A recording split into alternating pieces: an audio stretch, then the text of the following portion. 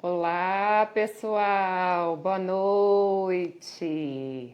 Eu vou começar. O que eu pensei hoje de fazer diferente da semana passada?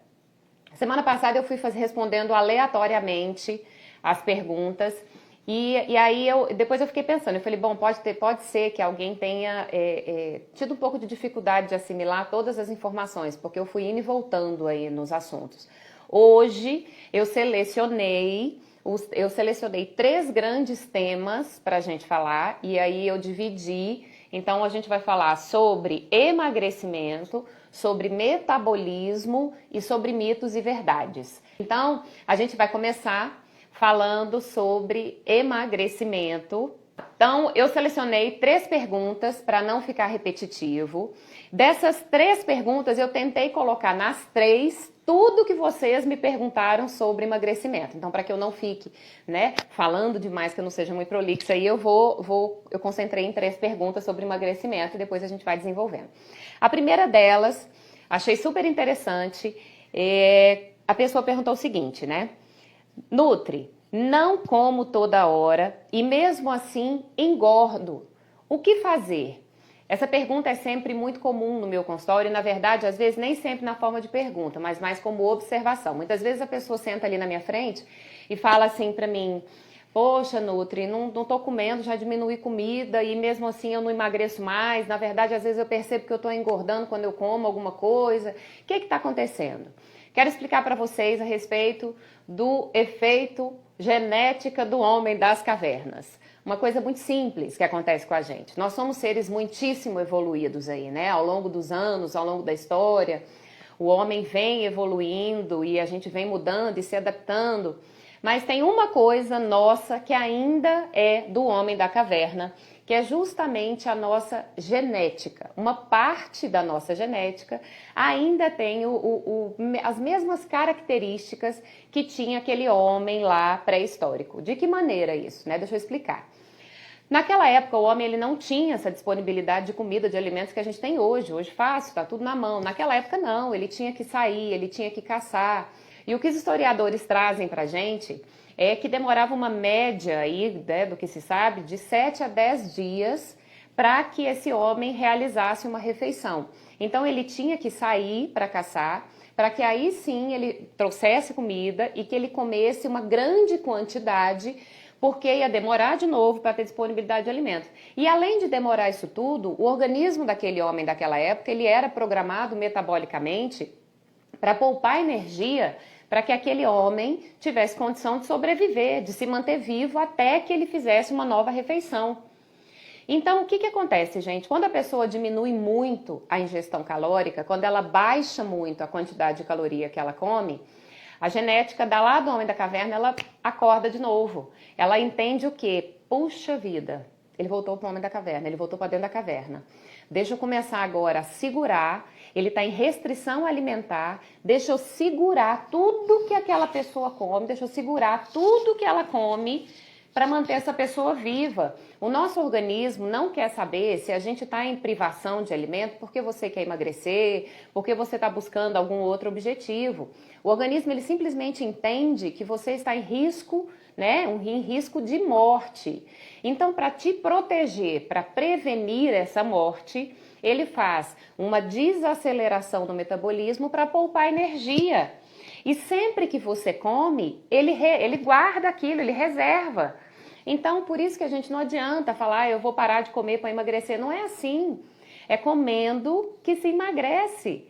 Vocês vão ver, a gente vai falar mais disso. Então, assim, não, se você até hoje pensou que deixando de comer é que você iria emagrecer, já vamos agora desconstruir essa ideia aí.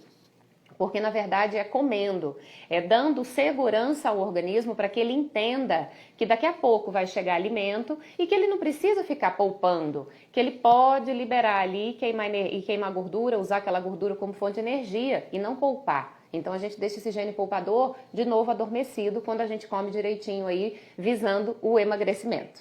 Vocês entenderam? Ó, quem tiver dúvida, segura até no finalzinho aí da live, que aí a gente abre para perguntas, tá bom? Para eu não me perder aqui, vocês também não. Perguntaram: percebo que quando estou ansiosa, fico procurando comida. Durante a pandemia, engordei 8 quilos. O que fazer? Quero muito emagrecer. Gente, uma coisa que a gente tem que entender, enquanto você estiver comendo as suas emoções, nada do que você come vai fazer sentido na tua vida. Vamos ao exemplo da pandemia. É algo que eu tenho visto muito no meu consultório. São pessoas que ganharam peso, que engordaram durante a pandemia. Então, pessoas que nem se achavam ansiosas, né? Talvez nem soubessem e que realmente nem tinham essa característica de ansiedade, começaram a perceber essa ansiedade por estarem mais dentro de casa, por estarem mais ansiosos, até pelo medo que se tinha ali naquele começo, né, do que ia acontecer, ninguém sabia de nada, uma insegurança enorme. Quem já era ansioso só piorou na pandemia. E muitas pessoas que não eram ansiosos ficaram ansiosos por estarem nessa condição. Imagine só uma pessoa ansiosa dentro de casa com a cozinha bem ao lado, gente. O que acontece com o alimento? Já falei isso várias vezes aqui, vou falar mais uma vez porque eu acho importante isso, né? O que acontece? Quando eu estou numa condição de ansiedade, quando eu estou com o meu emocional abalado, está acontecendo alguma coisa que está me tirando o equilíbrio emocional, eu vou buscar conforto, o meu corpo busca equilíbrio, ele sempre vai buscar equilíbrio. E um dos confortos, né, que o nosso organismo busca é o alimento. E, em geral, alimentos ricos em carboidratos e gordura. Falei também aqui outro dia e achei um barato isso, que assim, pela resposta que vocês me deram.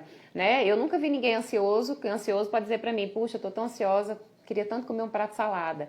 A gente não fica ansioso quando tá ansioso e quer comer um prato de salada. Você quer comer um bolo, você quer comer um pão, você quer comer uma pizza, você quer comer um hambúrguer, né? Um doce, enfim. Então, o que a gente tem que entender em relação à ansiedade? Aprender a entender a ansiedade. Identificar os primeiros sinais, Angelita, olha só. Primeira coisa, você tem que se conhecer. Como é que a gente se conhece? Quando a gente começa a se avaliar todos os dias. Quando a gente começa a se observar. Né? É quando você começa a parar um pouquinho antes de cada refeição e ver como é que você está se sentindo. Você faz um check-up interno, uma investigação interna, passa aquele scanner em você, numa questão de segundos, você se avalia. Se você perceber que tem alguma emoção dominando você naquele momento, ou predominando, né, na hora que você for fazer uma refeição, atenção a essa refeição. O momento dessa alimentação, a sua atenção, a sua concentração a ele vai ter que ser redobrado. Por quê? Porque se eu levo essa emoção para dentro do prato, nada do que eu comer vai bastar, porque o problema não está na comida, o problema está na minha emoção, que eu estou buscando um escape para tentar burlar, para tentar suprir, para tentar sanar essa emoção naquele momento. Então eu preciso me conhecer, eu preciso entender que eu sou ser emocional, eu preciso entender que tudo aquilo que eu penso, né, tudo aquilo que me gera de pensamento vai produzir em mim um sentimento, que um sentimento produz uma ação, um comportamento. E que dependendo da leitura que eu faço desse sentimento, esse comportamento pode me ajudar ou pode me prejudicar. Se eu começo a entender que eu estou ali, por exemplo, numa condição de ansiedade, por uma situação que eu não consigo mudar naquele momento, o que eu tenho que tentar fazer? Tirar o meu pensamento daquela situação que eu não posso controlar e olhar para a minha alimentação e me colocar presente. É estar presente na hora de comer. É você se avaliar, você se conhecer, você identificar a emoção que está ali. Puxa, estou ansiosa, estou triste, estou preocupado, estou com qualquer coisa ali que corra o risco de eu levar para dentro do meu prato. Identifiquei isso, vocês vão ver que com o tempo, essa relação, a sua relação com o alimento vai ficando muito mais fácil, muito mais leve. Você passa a não mais comer movida por uma emoção.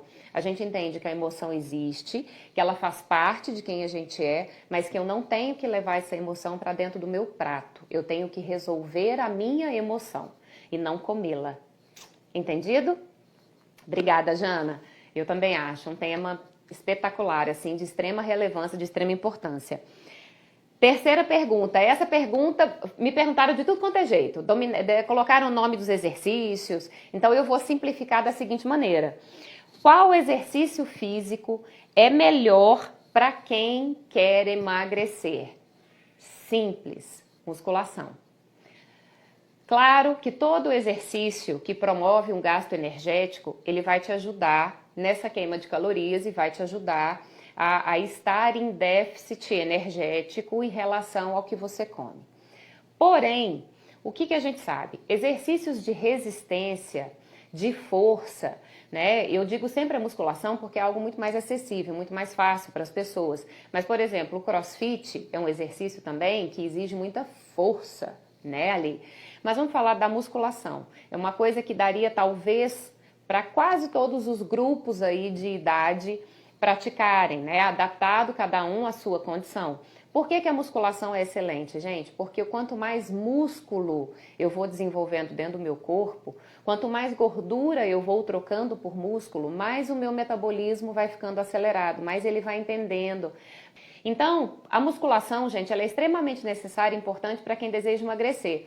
Não só por essa questão de gasto energético e de otimização do metabolismo, mas a gente tem que entender o que é emagrecimento, o que é perda de peso. Perda de peso, eu simplesmente trabalho com números. A perda de peso, eu olho para a balança e eu vejo que eu diminuí números ali, eu estou mais leve, né, em peso. O emagrecimento é a mudança da composição corporal. O emagrecimento é aquele processo que eu tiro gordura e que eu coloco músculo. E com isso meu organismo passa a trabalhar muito melhor. Eu diminuo níveis de inflamação do meu organismo inteiro. Com isso eu consigo diminuir flacidez, que é uma coisa que acontece muito aí durante o emagrecimento, ou pós, né, o emagrecimento. Então, quanto mais exercício de resistência, de força você fizer, musculação ou crossfit ali no caso, você vai estar dando condição para o seu organismo trabalhar essa hipertrofia, trabalhar esse desenvolvimento, essa construção de uma massa muscular e fazer com que o seu organismo como um todo funcione melhor. Aí perguntaram também para mim lá assim, então o que é melhor, musculação ou caminhada ou corrida, né? Diante da importância que eu falei para vocês da musculação, a musculação é importante. Isso não significa que a gente não tenha que fazer exercício aeróbico. Exercício aeróbico, ele promove também um gasto ali de energia na hora da realização, durante a realização do exercício. Mas o exercício cardio, né, ali, ou o que chamam de cardio, ou chamam de aeróbico, ele melhora a capacidade cardiorrespiratória. Então a gente ganha ali uma resistência respiratória, a gente se cansa menos, melhora a capacidade cardíaca, melhora o fluxo sanguíneo, melhora uma série de processos, né? Então, quando eu penso nesse exercício aeróbico, ele tem total relevância também dentro do processo de emagrecimento. Uma coisa interessante, por exemplo, para quem pode e tem condição, seria interessante, por exemplo, alternar os exercícios, né? Por exemplo, se a pessoa tem condição de no mesmo dia fazer, por exemplo, um exercício aeróbico de manhã e uma musculação à noite, ou vice-versa, né? Uma musculação de manhã e um aeróbico à noite, super interessante, pensando em emagrecimento aí, pensando em qualidade de vida, viu, gente? Muito importante. Então, não subestimem o exercício aeróbico. Se você não puder fazer nada e simplesmente puder caminhar, ótimo, muito melhor do que ficar parado, do que não fazer nada. Vai te trazer benefício também, ok? Vou fazer agora, vou virar o tema. Agora vamos falar quero falar com vocês sobre metabolismo. Foram muitas perguntas sobre metabolismo, sobre como funciona. Da mesma forma, eu tentei concentrar tudo em 3 perguntas para que a gente consiga aí. Acho que na verdade eu falei vou falar em 2, mas vamos desenvolver esse tema de metabolismo. Primeira coisa, me perguntaram o que é metabolismo. Super legal, eu achei super importante, sabe por quê? Porque eu mesma falo muito aqui para vocês de metabolismo, mas eu não me recordo de já ter parado em algum momento para explicar para vocês o que é metabolismo. Então, metabolismo, gente, é um conjunto de reações químicas que acontecem dentro do nosso organismo com o objetivo de produzir calor, produzir energia e construir ou desconstruir coisas para que esse metabolismo nos mantenha vivos. O que é o construir e o desconstruir? É o que na área da saúde, né, profissionais e da área da saúde vão saber, é o que a gente chama de anabolismo e catabolismo. Então, o metabolismo, ele tem também duas funções, né? Do que eu falei aqui agora para vocês, além da função energética, além da função térmica, ele tem a função de construir e desconstruir. O que é anabolismo? É quando você está construindo, você está produzindo, você está recuperando algo que tem que ser recuperado. Por exemplo, um exemplo prático para vocês, o processo de hipertrofia muscular, de síntese, né, proteica, de síntese de músculo, de produção de músculo aí, de aumento, é uma construção. Então a gente fala em anabolismo. Supondo que você passou por um processo aí de alguma doença e provocou em você lesão em algum órgão, quando o seu corpo está trabalhando para restaurar aquilo, para reconstruir o que foi danificado, também é chamado de anabolismo. Quem faz isso? Metabolismo. Catabolismo, quando a gente quebra alguma coisa, eu estou desconstruindo alguma coisa, por exemplo, processo digestivo. O processo digestivo, ele pega moléculas complexas, grandes, e quebra em moléculas menores, em moléculas mais simples, para que elas possam ser absorvidas e aproveitadas pelo organismo. Então, isso também é função do metabolismo, do que a gente chama de catabolismo. Ficou claro o que é metabolismo? Conjunto de reações químicas que produzem energia, temperatura aí, né, calor, e que constrói ou desconstrói moléculas dentro do nosso organismo com a função de nos manter vivos. Enquanto tem metabolismo acontecendo, tem vida. Ok? Vamos lá, então, partir para perguntas dentro do que é metabolismo aí. Existe algum alimento que acelera metabolismo? Essa pergunta ela é muito boa. Sempre me perguntam isso, né? Tanto em lives como no consultório. Um alimento que, de maneira geral, que trabalha muito bem essa questão do metabolismo é a boa ingestão de proteína. Não tenham medo de comer proteínas, viu, gente? Origem animal ou alimentos vegetais que tem um pouco mais de proteína, ou suplementos ali, whey protein, ou uma proteína vegetal. Então, proteína, ela tem uma função térmica diferente ali no meu organismo e que promove uma melhora desse metabolismo. Depois da proteína, eu tenho a água. Tem gente que não bebe água e com isso percebe um pouco de letargia. Essa letargia, ela é causada por uma desaceleração do metabolismo e por uma disfunção dessas reações químicas que tem que acontecer. Então a gente tem que se hidratar também para que esse metabolismo continue funcionando. Agora falando em alimentos, a gente tem chá verde e café. São dois alimentos que têm cafeína e catequinas. Catequinas são substâncias que também ajudam nessas reações químicas, faz com que as reações químicas metabólicas aconteçam de uma maneira mais otimizada. Além disso, eu tenho a pimenta vermelha, que ela tem um nutriente chamado capsaicina, que é o que dá inclusive a pungência da pimenta, aquela ardência da pimenta, que é muito importante para o metabolismo. Nós temos canela, temos gengibre, temos o cacau, chocolate acima de 70% aí, cacau, também é um alimento que funciona como termogênico. Então, esses alimentos, quando a gente coloca dentro do contexto da alimentação, eles têm a função de melhorar essas reações químicas que nós chamamos de metabolismo. Ok? Vamos para a próxima. Quais fatores podem influenciar no metabolismo além dos alimentos? Sensacional essa pergunta, né? Falamos que o exercício influencia no metabolismo. Falamos que os alimentos influenciam no metabolismo. E o que mais? Hormônios. Hormônios estão diretamente ligados à nossa função metabólica.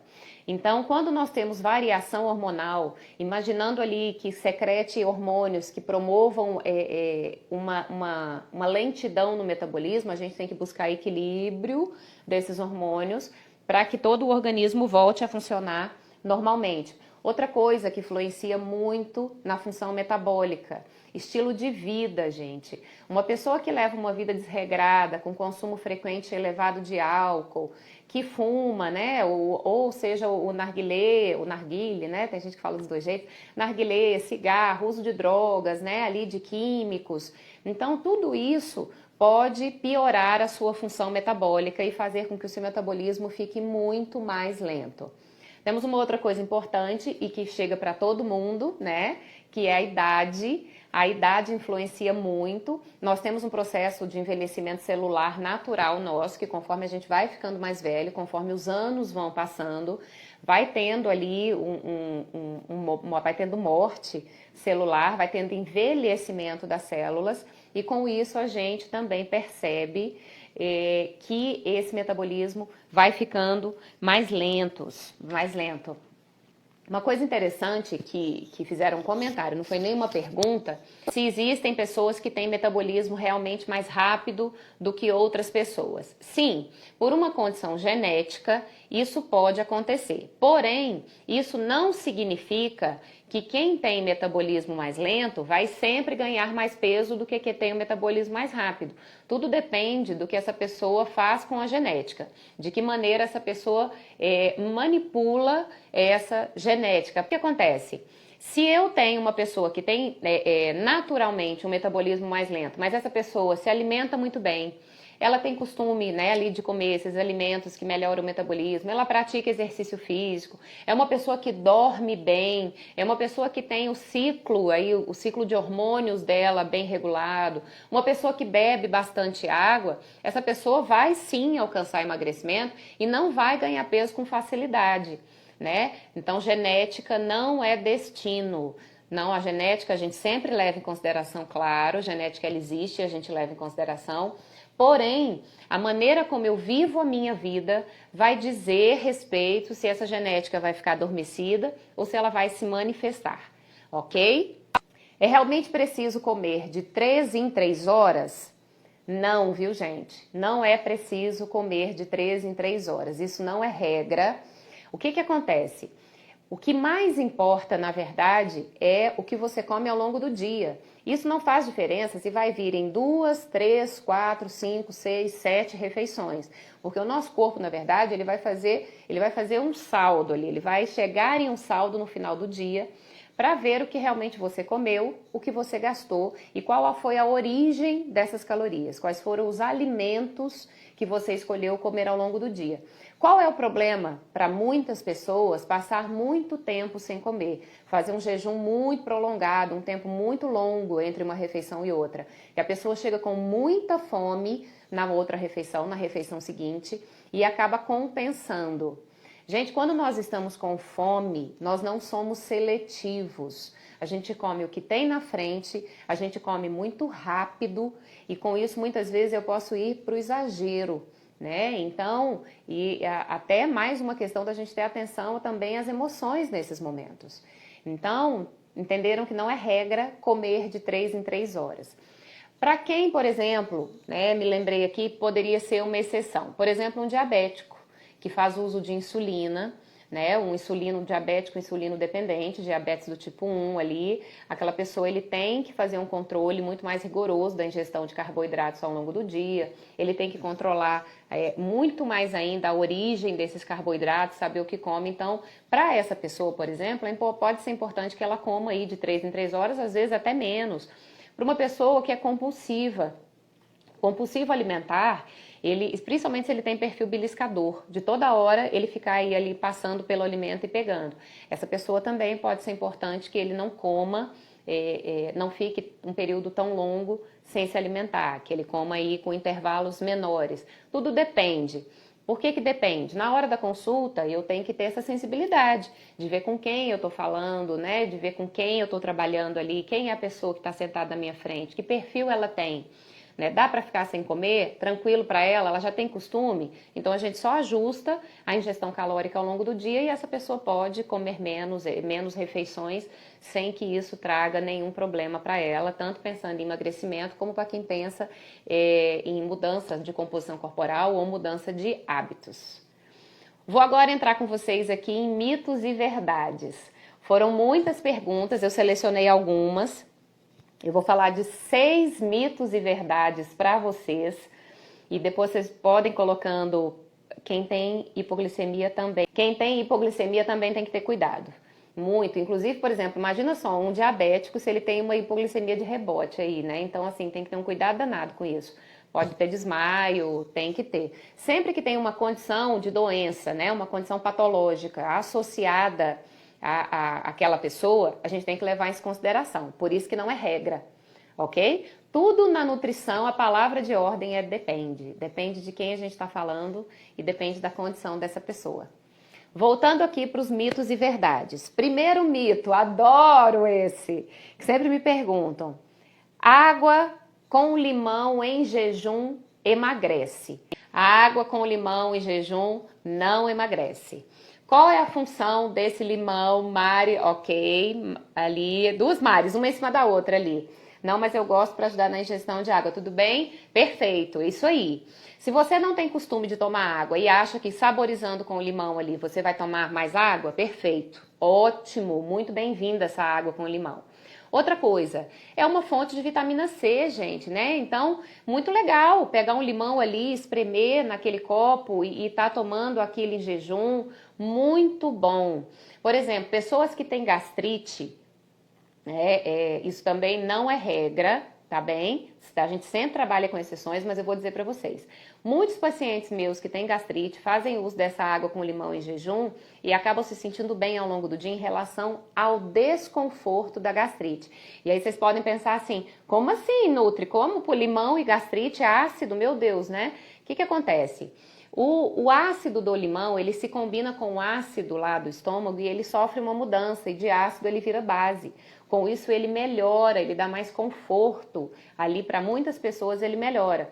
Tem gente que não se sente bem com limão, muitas vezes já tá, a gastrite está num ponto mais avançado, isso já virou lá dentro do estômago uma lesão, então pode ser que esse limão ali dentro promova um pouco de desconforto, mas a gente tem que sempre observar e se conhecer. Segundo mito, ficar sem comer emagrece. Ficar sem comer não emagrece. Pelo contrário, como eu expliquei, ficar sem comer desperta no organismo, né, o gene poupador de energia e, na verdade, você engorda ao invés de emagrecer. Lá no metabolismo, o que eu falei para vocês? O que é catabolismo? Não é desconstruir, né? É desmanchar uma molécula complexa e transformar em molécula simples para ser absorvida.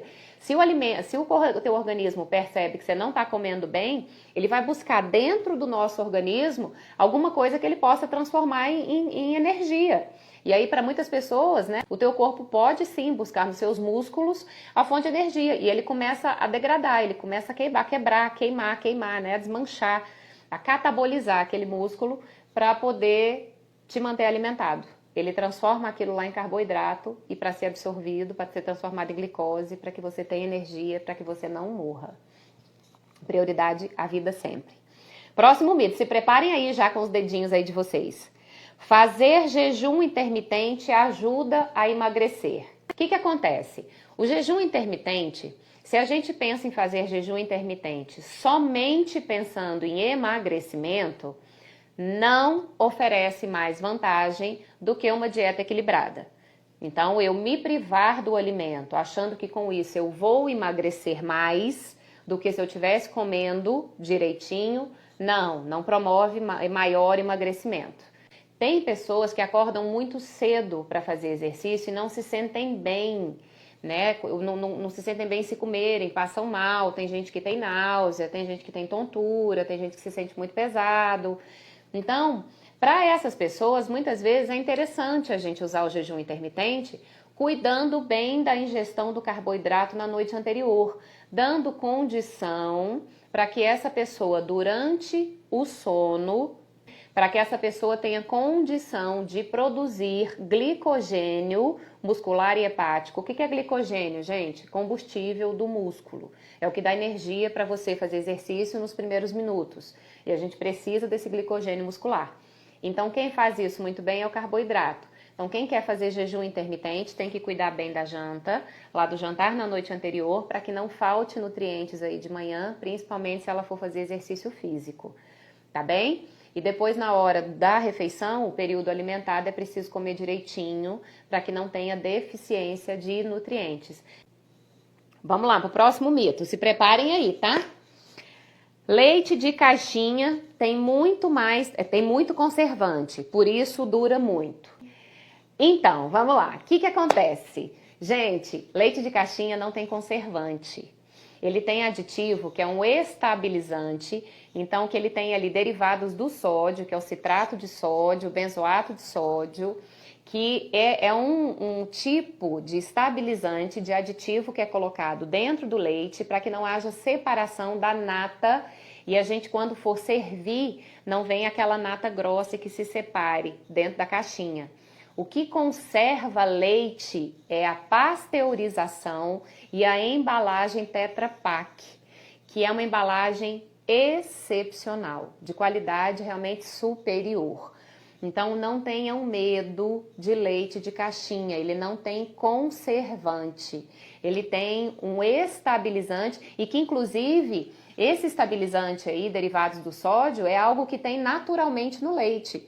Mas o que a indústria faz para manter a qualidade daquele leite? Coloca um pouquinho mais para que aquele leite esteja estável quando você for abrir, né? Então, fiquem tranquilos, tá, gente? Não tenham medo aí. E se de tudo você não quiser consumir um leite que tenha esse estabilizante, a gente tem marcas hoje no mercado que só tem leite, que ele é conservado somente pela pasteurização e pela caixinha Tetra Pak. Por exemplo, a gente tem o Itambé, que é aquele leite, o integral da caixinha branca, que ele é só leite, ele não tem nenhum tipo de estabilizante. Tem o leite ninho, sem estabilizante também, então não se preocupem, tá? Então não tenham medo, leite, já vou aproveitar até emendar um negócio aqui para vocês, leite de lata, né, leite em pó, é vilão, é ruim, é bom, o que que é, né, o leite em pó? Leite em pó a gente tem que olhar a lista de ingredientes. Se eu olho a lista de ingredientes, tem somente leite, algumas vezes vitaminas e lecitina de soja, perfeito, leite ótimo. Quem é isso, gente? O leite ninho. Leite ninho, esse tradicionalzão aí, o mais barato do leite ninho, ele só tem leite em pó, vitaminas e lecitina. O que faz a lecitina? É o que deixa ele instantâneo, ele dilui sem formar grumo, mas não é ruim, tá? Gente, a lecitina de soja é bacana pra gente, então assim, não faz mal não, o consumo não vai fazer mal pra ninguém não. Então, leite em pó é bom. Para quem, por exemplo, eu gosto de leite em pó, aquela pessoa que demora muito para tomar o leite da caixinha depois de aberto. Para essa pessoa, às vezes, é muito melhor ela usar o leite em pó, reconstitui ele na hora do consumo, e aí ela tem esse leite por muito mais tempo. E outra coisa, delícia, né? Comer leite em pó com fruta. Pode fazer uma caldinha ali com água, jogar por cima da fruta, mistura um pouquinho de cacau, põe no micro-ondas, uma caldinha, vocês vão fazer um fondue saudável para jogar em cima da fruta. Olha só a dica da Nutri. Vamos para o próximo mito, quero a resposta. Adulto não deve beber leite. Peguei o gancho do leite. Se você é uma pessoa que não tem nenhum problema, que não é alérgico à proteína do leite, se você não tem a alergia à caseína, que é a proteína do leite, você pode sim tomar leite. Excelente alimento, fonte de vitaminas, de minerais, importante. Se você é intolerante à lactose, num grau leve, que não seja uma intolerância à lactose muito severa, se você fizer a substituição do leite convencional pelo leite sem lactose, você vai ficar bem também. Então pode também fazer uso do leite sem lactose. Em relação ao idoso, super importante. O que acontece? Uma característica muito comum que a gente observa no idoso é a baixa ingestão de proteína. Por que isso? Porque ele já tem um metabolismo um pouco mais lento, a digestão da proteína ela é um pouco mais difícil. Muitos idosos têm dificuldade de mastigação ou de deglutição, de engolir. Então, quando a gente consegue fazer a introdução do leite, a gente consegue melhorar o perfil proteico da alimentação desse idoso, né? Perguntou se leite não é inflamatório. Leite é inflamatório para quem tem uma doença associada a algum componente dentro do leite. Então, se você é alérgico, por exemplo, e for fazer o consumo do leite, você vai ter uma reação alérgica, aquilo vai ser manifestado por meio de um processo inflamatório, sem dúvida. Se você é intolerante à lactose, consome alimentos ricos em lactose, não faz a escolha do alimento sem lactose ou não faz o consumo da enzima lactase, você também vai desenvolver um processo inflamatório porque é algo que seu organismo não reconhece como nutriente. Ele não consegue digerir a lactose e aquilo vai gerar um processo inflamatório lá no seu intestino e que vai refletir em todo o seu organismo, porque nós somos seres sistêmicos. Tudo que acontece lá no meu intestino, reflete em todo o meu organismo. Mas se você é saudável, se você não tem nenhum problema desses relacionados e consegue fazer bem a ingestão do leite, pode fazer. Muito bem-vindo, tá? Olha só, glúten é inflamatório. O glúten, ele é inflamatório para algumas pessoas. Vou falar para vocês algumas situações. Para uma pessoa que tem doença celíaca, por exemplo, que não consegue, em hipótese alguma, fazer a digestão do glúten, se essa pessoa tiver o menor contato com o glúten, ela vai sim desenvolver um processo inflamatório, vai mexer com o intestino, vai mexer com reações, com manifestações respiratórias, vai causar um monte de problema para aquela pessoa, ela vai ter dor de barriga, pode dar constipação, pode soltar intestino, a barriga incha, dá muitos gases, né? Às vezes a pessoa fica rotando sem parar, então, para quem é celíaco faz mal.